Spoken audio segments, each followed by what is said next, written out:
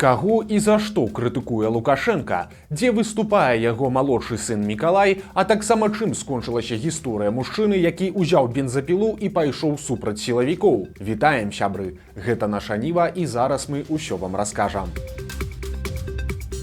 Лукашенка палохае чыноўнікаў, крытыкуе беларусаў і праводзіць агітацыю за самога сябе. На выхадных Александр Лукашенка наведаў абласныя дажынкі, якія прайшлі ў Валожыне. Там ён, толькі выйшаўшы з верталёта, адразу жа ўзяўся чытаць натацыі сваім чыноўнікам, у прыватнасці кіраўніку Мінскай вобласці Турчыну. Критиковать не буду. Не надо, да, все. Можно покритиковать только в том плане, что все ты делать умеешь, но не делаешь пока везде.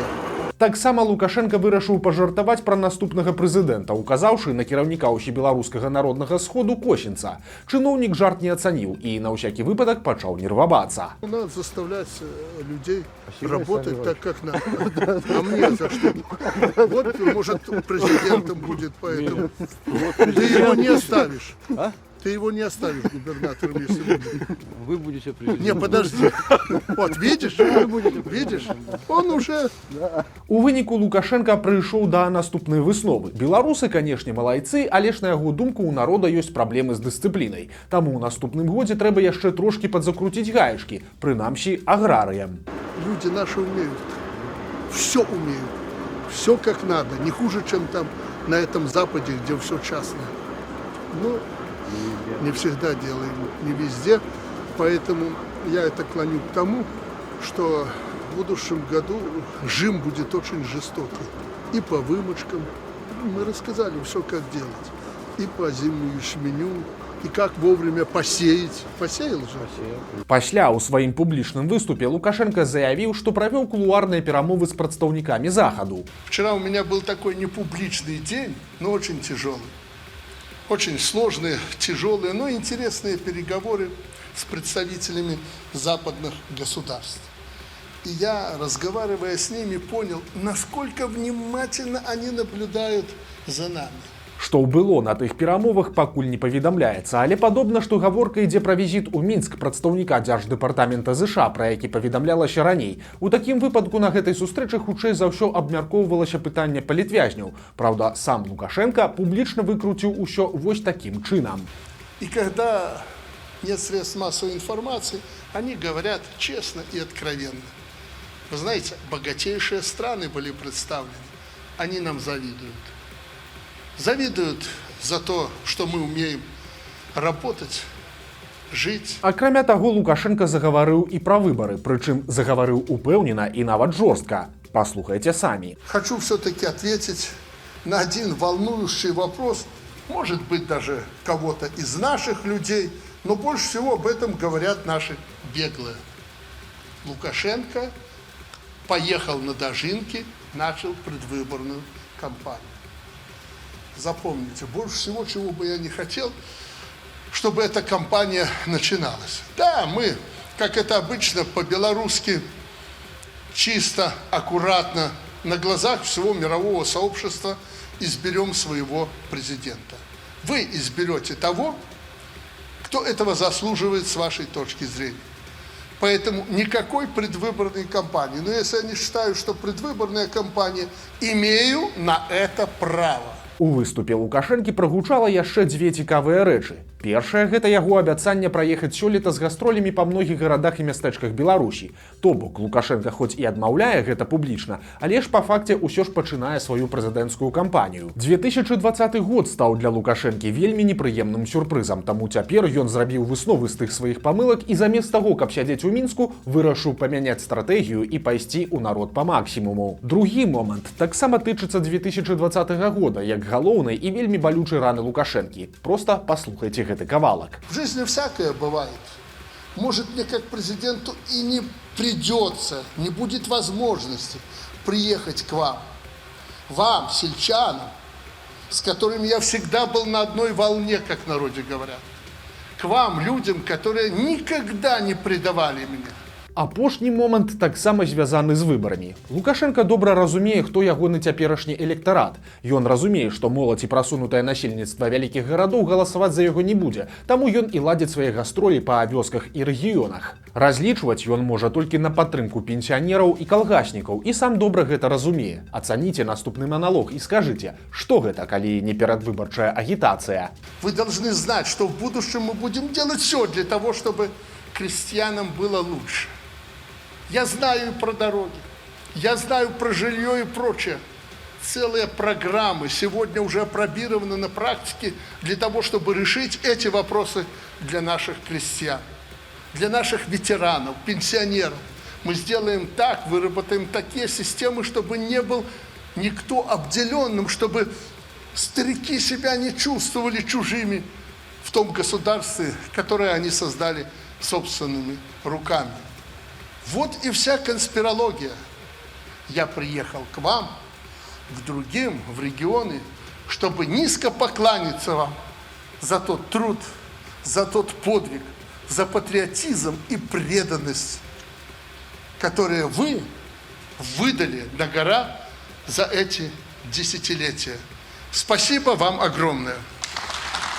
Праўда, затым не абышлося без прыколаў. Напрыклад, Лукашенко упэўнены, што Беларусь корміць увесь свет, бо пастаўляе харчаванне ў сотню краін. Разве мы тогда, несколько десятилетий назад, могли подумать, что мы можем поставлять продовольствие в 100 стран мира? Слушайте, кормить весь мир. В мире чуть больше 120 государств. Але ж тут у Лукашэнкі сур'ёзныя праблемы з геаграфіяй. Можа, ён і не ведае, але ж у свеце не 120 краін, а больш за 200. Прычым 193 з іх уваходзяць у Арганізацыю Аб'яднаных Нацый. На развітанне Лукашэнку падарылі макет яго вясковай хаты. Лукашенко, у сваю чаргу, адразу ж пацікавіўся, ці нельга гэты падарунак з'есці. Нет, Александр, вообще это несъедобно. Пазней стала вядома, што прыезд Лукашэнкі ў Валожын нарабіў нечаканай бяды, бо па словах мясцовых жыхароў дажынкі атрымаліся крывавым святам. Служба адлову зладзіла ў горадзе аблаву на катоў і сабак, сярод якіх многія былі хатнімі, мелі нашыйнікі і біркі з данымі гаспадароў. Але камунальнікі на тыя біркі і ашыйнікі не звярталі ўвагі. Жывёл забівалі проста на вуліцы, кідаючы ў кузаў машыны у перамешку жывых, параненых і ўжо мёртвых. У пабліках абаронцаў жывёл адзначаюць, што гаспадароў пазбавілі законнага права вярнуць сваіх гадаванцаў на працягу 5 сутак пасля адлову. Людзі звязваюць жорсткую расправу з жывёламі менавіта з прыездам у горад Лукашэнкі і так званым навядзеннем парадку з гэтай нагоды. Дарэчы, паралельна з Лукашэнкам старэйшым па Беларусі гастралюе і Лукашенка малодшы. Пакуль яго бацька кланяецца сялянам, Мікалай Лукашенка дае канцэрты ў рамках так званага марафона адзінства. Па сутнасці, гэты марафон уяўляе сабою вялікае агітацыйнае мерапрыемства перад выбарамі. Адказвае за ўсё гэта лукашэнкаўская нявестка Ганна, і нечакана да ўдзелу прыцягнулі нават Мікалая. Ён грае на фартэпіяна. Такі канцэрт ужо прайшоў у Маладзечні і цяпер вось у Гомелі. Прычым і там Мікалай Лукашенка выходзіў на сцэну. Выданне «Флагшток» пагаварыла з адным з гомельскіх гледачоў, і той адзначыў, што, як не дзіўна, ніякіх лозунгаў ці заклікаў на мерапрыемстве не было. Маўляў, канцэрт як канцэрт. Але ж глядач чамусьці западозрыў Мікалая Лукашэнку ў выступе пад фанеру. Праўда, без доказаў.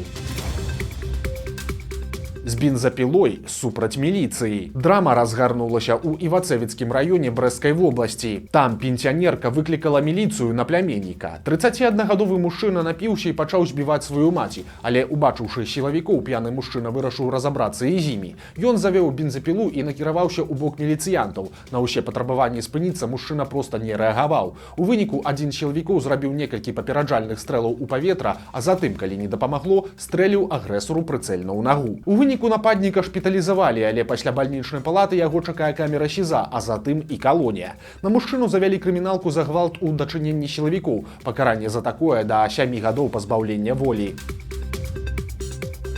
Беларускі парадокс. Не хочаш служыць у арміі, пойдзеш пад суд. Вельмі хочаш служыць? Да цябе ўломяцца ўзброеныя сілавікі, і пасля ты таксама пойдзеш пад суд. Як паведамляе праўладны тэлеграм-канал, нядаўна супрацоўнікі Губазік затрымалі прызыўніка, які вельмі імкнуўся трапіць на службу ва ўнутраныя войскі. Сцвярджаецца, што хлопец прыцягнуў увагу аператыўнікаў падчас восеньскай прызыўной кампаніі.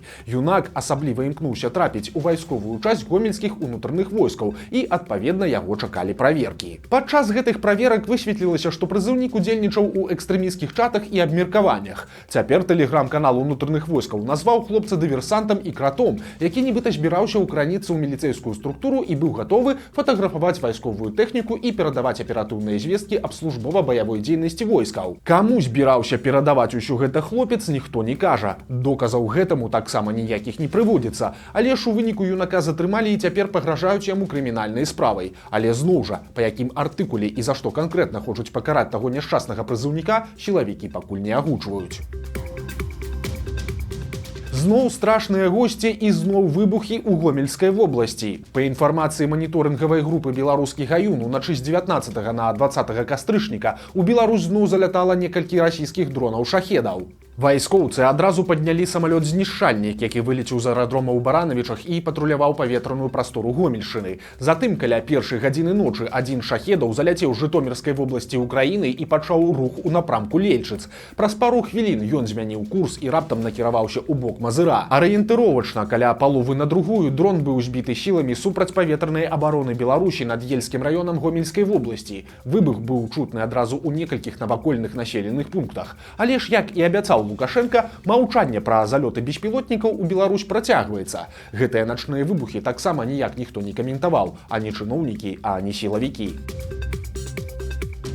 Трыллер пад Оршай. Мясцовым дубровінскім ільнозаводам зацікавіліся сілавікі і ў выніку закруцілася. Паводле крыніц партала Орша.ю следчы камітэт зацікавіўся дзейнасцю некаторых кіраўнікоў ільнозавода яшчэ ў верасні. Расследаванне тычыцца меркаваных карупцыйных схем, уключаючы будаўніцтва. А 2 тыдні таму ў бухгалтэрыі завода прайшоў ператрус, падчас якога следчыя канфіскавалі мноства дакументаў. На фоне ўсіх гэтых падзей нечакана памёр намеснік дырэктара завода па будаўнічых пытаннях. Прычым падрабязна пра тое, што канкрэтна з ім здарылася, пакуль няма. Таксама відавочна, што гэта яшчэ не канец гісторыі і падобна, што гучныя навіны з-пад Оршы яшчэ будуць. Як адзначаюць журналісты, дубровінскі ільнозавод гэта фактычна адзінае буйное прамысловае прадпрыемства ў горадзе, якое не з'яўляецца чыім-небудзь філіялам. Таму любыя праблемы на заводзе могуць паўплываць на жыццё ўсяго раёна.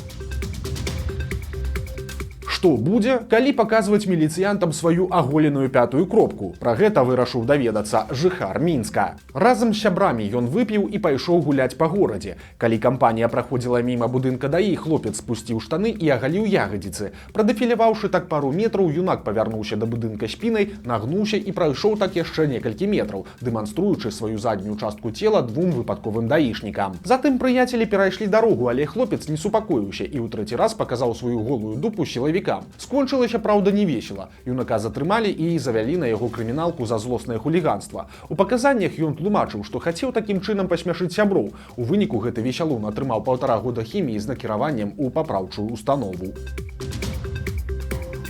Незвычайнае сяброўства. Жыхарка Гродна прыручыла 2 дзікіх варон. Как вам? Как вам? Теперь их 2. Вот вода, а вот вороны. Цяпер птушкі чакаюць на дрэве побач з домам, пакуль у кватэры не адчыняць акно, пасля чаго залятаюць у госці паласавацца мясам і арэхамі, ды і проста патусавацца на падваконні. Жанчына кажа, што птушкі нават адгукаюцца, калі яна іх кліча. Блогерка назвала сваіх сяброў Валяй і Валерам і нават расказала, як іх адрознівае паміж сабой. Как отличить Валю и Валеру? У Вали меньше клюв, Валера крупнее. Выглядит немножко суровее, а Валя такая прям дама-мадама. Вот, а он всегда на страже.